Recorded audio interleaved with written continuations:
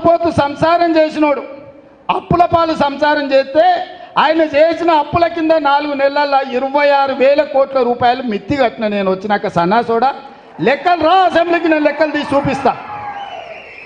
ప్రతి నెల మొదటి తారీఖు నాడు ప్రభుత్వ ఉద్యోగులకు పెన్షన్దారులకు 4,500 కోట్ల రూపాయలు జీతభత్యాలు ప్రతి నెల మొదటి తారీఖు నాడు ఇచ్చిన.